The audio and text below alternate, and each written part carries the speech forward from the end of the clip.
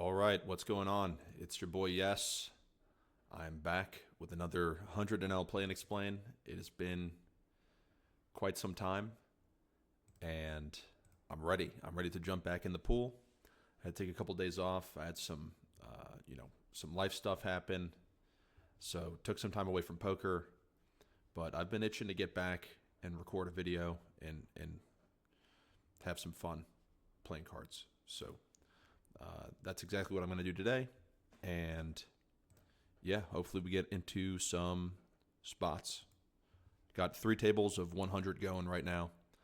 I got a protein smoothie that I've made that I'm nursing pretty much.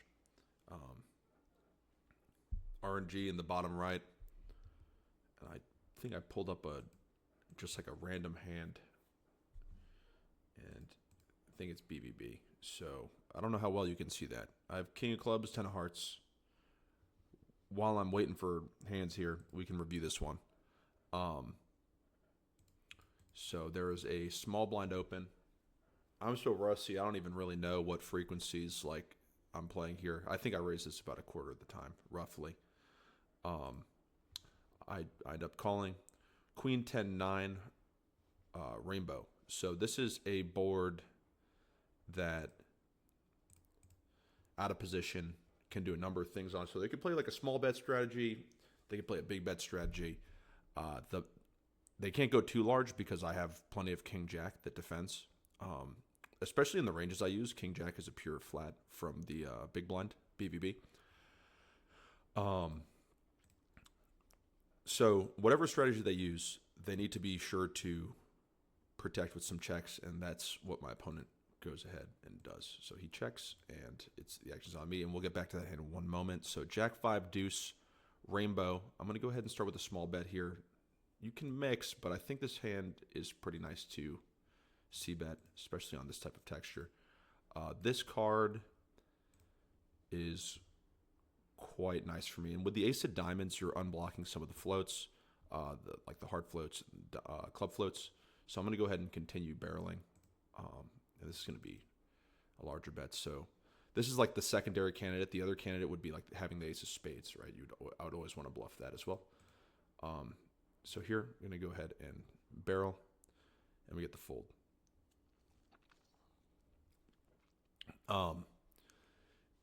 BVB, those, I'm going to talk about that in a second, actually, because this is an interesting.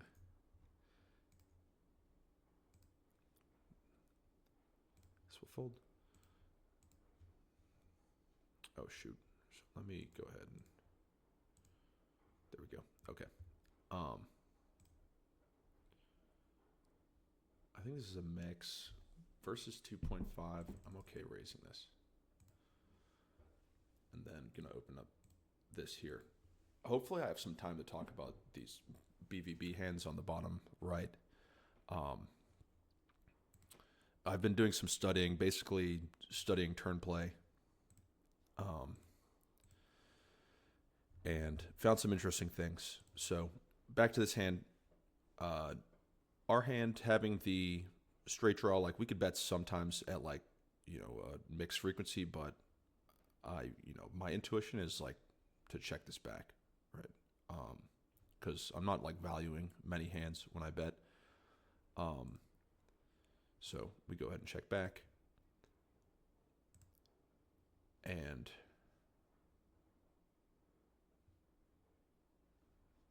this is frustrating because I'm going to end up. So there's like a lot of fish at this table, and there's mainly one fish, and I'm going to end up in a bunch of like. This is multi-way open, call. Okay, we'll check. So I get to fold. Anyway, hard to track the action, honestly. This is my, I'm getting right back into it. So down here, basically, we just check down, and we value bet the river, 3/4 pot. I don't know if this is too thin. We'll look this up. Betting this would be probably not too thin, actually, but we're going to go ahead and check. And then here, obviously, we got a 3-bet. And now I am going to value my hand for 3/4.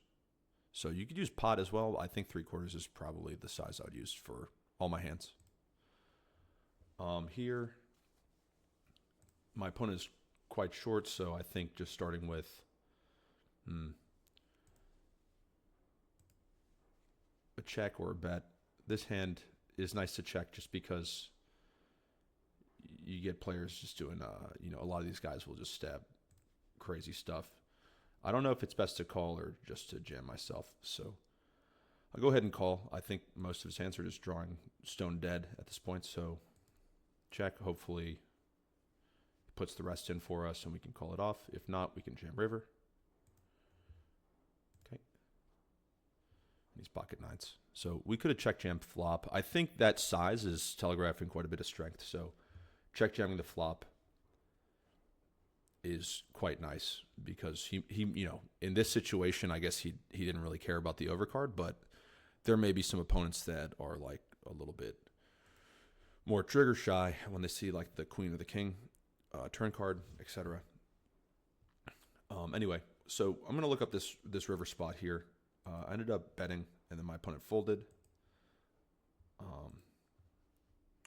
This one's a bit more interesting just because it's like related to some stuff that I've been looking at. So we just watched this one go down. It folds to me in the small blind. I open ace of diamonds, 4 of clubs to 3 big blinds, and the big blind defends. We get the jack 5 deuce rainbow. I have the ace of diamonds, which is an important card here, somewhat in terms of like removal. So we go ahead and bet quarter pot. This would be my strategy on these types of boards, is just to bet basically small. I'm sure you could mix like medium bets, but to me it makes a bit more sense. So we're going to squeeze here. With all the dead money, I think 17 is probably the appropriate size. And yeah, this hand just performs way, way better as a squeeze than an overcall, in my opinion. Like, maybe in theory it might mix call sometimes, but we have 2 fish who are like totally weak and have weak calling ranges. So we're really just worried about getting through. Like, we don't care if either of these players call. We pick up some dead money if this guy folds pretty much. So it's a nice spot to squeeze. Here we bet quarter pot. Our opponent calls, and we get the king of spades turn. So what I wanted to say about this turn was that in the c-bet lines, BVB, like BVB single raise pots, right? I'm going to fold this. I don't know what I was thinking there. Fold. So BVB single raise pots, we get a rainbow flop, and we go c-bet big blind calls.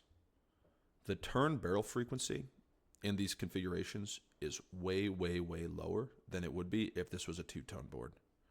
I don't know about way, way lower. Like, I might be maybe exaggerating a little bit, but strategically, like on these like high card turns, or just any turn where you can bet like large or small. Here we definitely want to mix. So let me pull out the RNG. Shit. And we're going to check this one back.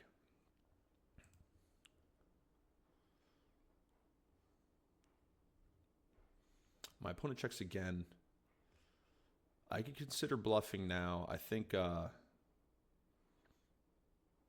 it makes a bit of sense to bluff, but I'm trying to think about like, what the appropriate size would be. I guess you have a hand like ace jack and it wants to bet like larger, right?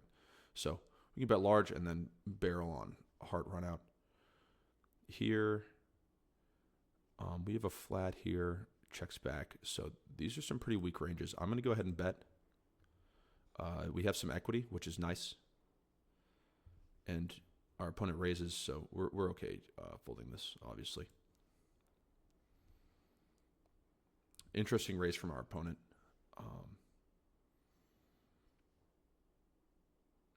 And interesting timing as well. So maybe something to look into or not. You know what I mean? Anyway, yeah. So I'll go ahead and show this later, like in the solution. Versus these small raises, this hand is actually a mix, but I do like folding it a little bit more just because this range is likely too strong, like the raising range. So I'm dominant, like King 10 offsuit may mix versus a smaller big blind 3-bet like that as like a call. Surprisingly, I could be a little bit off there, but you have to continue quite wide versus the smaller sizes. However, I think that big blind 3-betting ranges, even if they are polar to a degree, definitely lacking bluffs. Like you'll get more like linear strong hands than you will like the weaker region. So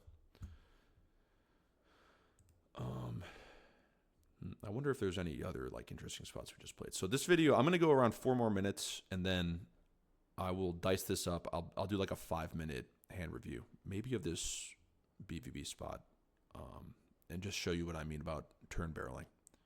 So I just thought it was so interesting, like turn strategies across, like brick turns, and then turns where you can play like overbets, right? Like there are a number of things happening. So this is craziness going on both tables for this guy. I'm going to go ahead and raise to I think 20 is the appropriate size, and that's what we'll use.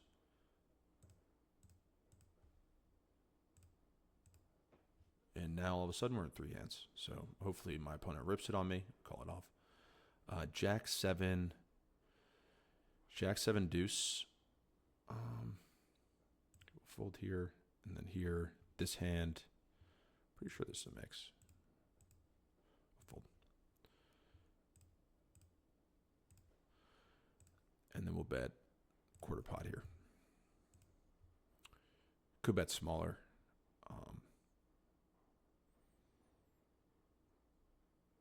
I don't think it matters too much.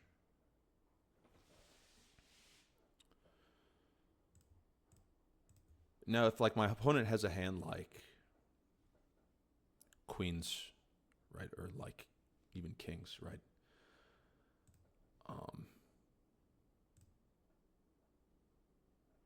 We go ahead and bet here, and then here, I also like betting. That's what I'll do. Like this combo specifically is nice to bet. You could also check it back, I guess.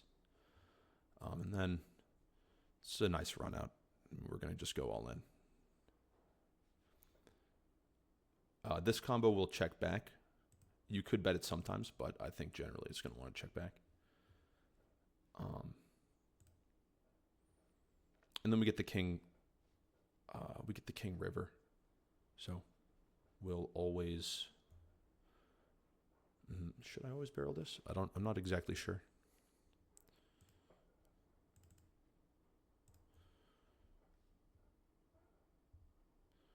My opponent's very deep in the tank. Goes ahead and checks. I have like an extremely clear bluff. I don't think always, but I'm going to bluff this time. I expect to get looked up quite a bit because it's like such a perceivably nice card for me to bluff, if that makes sense. Oh, I misclicked here. But I think in this line, like, I will get a lot of credit, actually. So I'm going to bluff this turn and then go all in on the river, probably. Call. And then here I will have the option to raise also.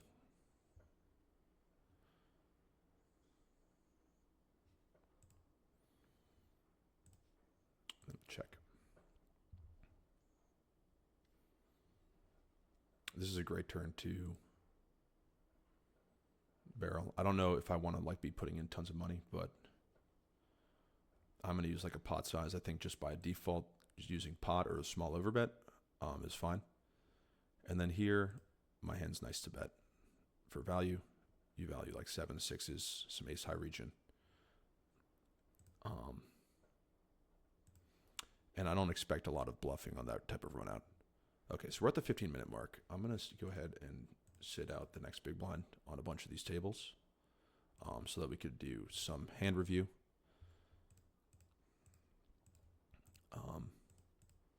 And yeah.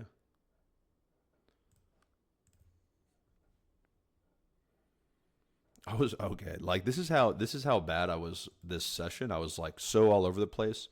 I had this from 1 to 10 when it should be 100. So I'm like rolling. I'm like, damn, I'm rolling really low.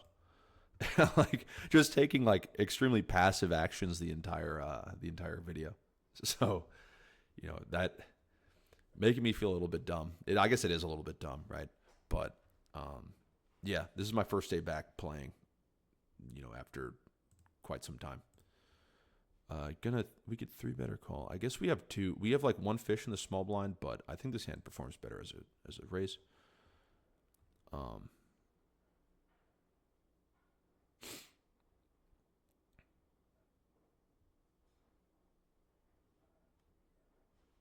yeah, we'll look at this BVB spot that I was telling you about. We'll look at both of them actually.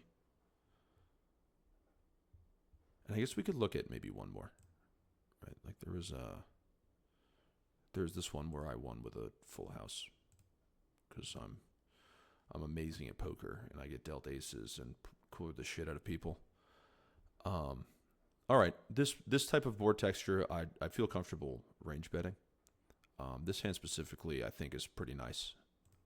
You unblock a lot of like the pairs that you could pressure. They have to call a lot of like low pairs. But I'm not fully sure if my opponent is aware of that.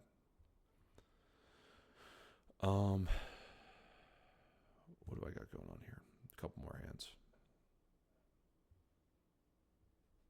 And we'll review these, and they'll be good.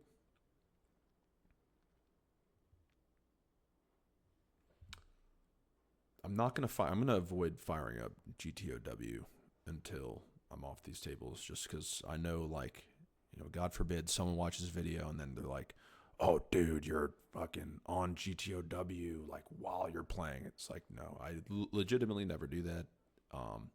There's, like, some chess streamer that got in trouble for that. He had, like, pulled up, like, an engine at the end of his, during, like, the end of one of his games to look at, like, the opening. And he got in a bunch of shit for that. Basically, people calling him, like, a cheater and whatnot. So, pretty passive table here. I'm going to go ahead and start with a check.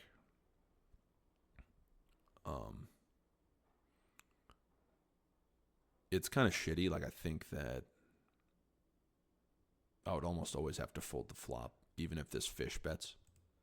But here, I'm going to check again. I feel a little bit better about my equity at this point.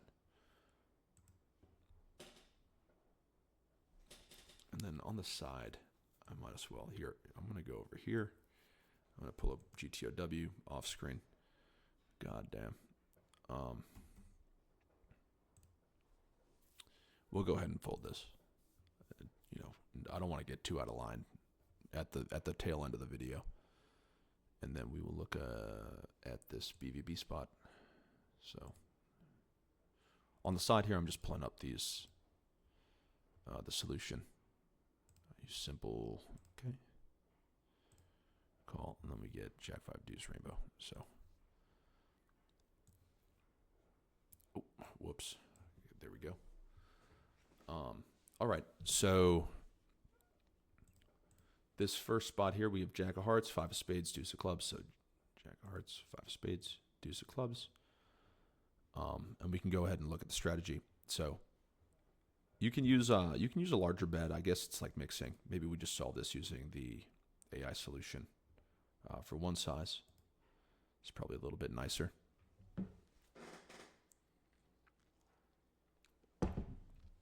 So it's like 40%. I'm going to edit this size to use quarter pot. I'm sure there's like tremendous EV loss from using quarter pot instead of 40%. And there's quite a lot of betting on this board texture. So I think that's to be expected. You know, like you're gonna have a lot of you're gonna have a lot of hands that are doing well, and there's a lot of hands that you can pressure your opponent in. So, like we can go ahead and look at the equities, and we see that the big blind is pretty fucked. Important to note that like still, you know, you're having to check some because it's not like the big blind is like totally like devoid of strong hands, right? Anyway, we go ahead and bet. Our opponent continues with a call, and this is something that you should probably anticipate yourself.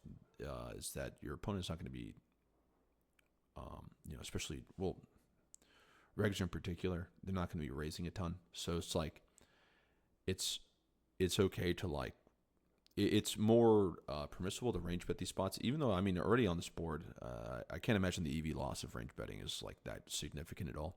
So, you know, maybe we don't have to get too into like the raising frequencies, but I think where it does come into play is on the turn, because on like across many turns, oh shit, I'm not gonna be able to show you what I wanted to, but basically, let me see actually. So you play overbet. We played a size that was maybe slightly too small, but let me go to the solution library and pull this spot up,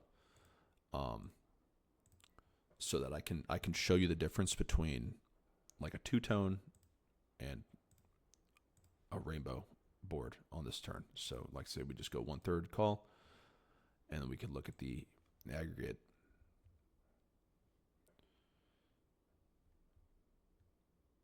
And we see a lot of like overbetting, not a lot of small betting.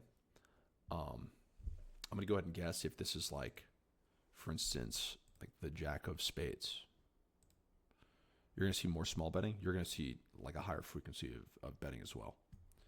This is something that like okay, so maybe it's like slightly higher, right? But I think my intuition is maybe a little bit wrong. But yeah, you get to bet a little bit more. Just because like your opponent continues with flush draws, more like they're more like clear cut calls on the flop, and you can pressure them a lot harder on the turn. Like it just is like a region of hand that like you can extract money with by betting into it. Whereas like on rainbow textures, it doesn't exactly work like that. Anyway, let's go back to the jack. I think we overbet, right, with the exact combo I had. We had the king of spades. We look at ace four, so it doesn't really matter.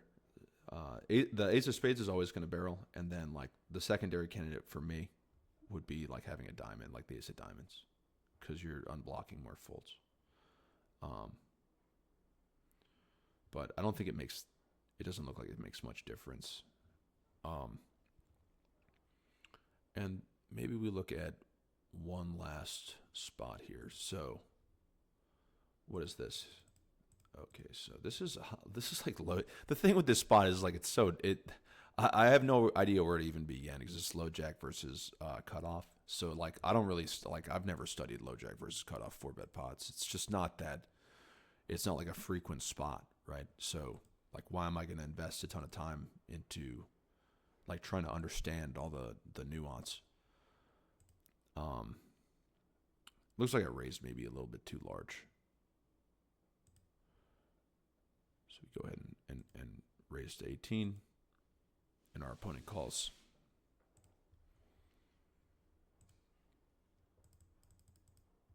Jack 7 deuce, all hearts. So Jack 7 deuce. I'm interested in seeing like what the strategy is on the turn, basically. We go ahead and use quarter pot. Our opponent calls. They're playing pure calls here, so there's like no raising at all. I wonder, like, you know, what does the equity look like? Maybe it's because this region here, like just having like no like strong advantage in flushes, and also just like a bunch of hands drawing pretty much stone dead, like for the out of position player. Like a lot of overpairs and shit that are just like unable to draw out on anything or like the top of the range. So we call. We get the deuce of spades or something, right? Yeah, deuce of spades.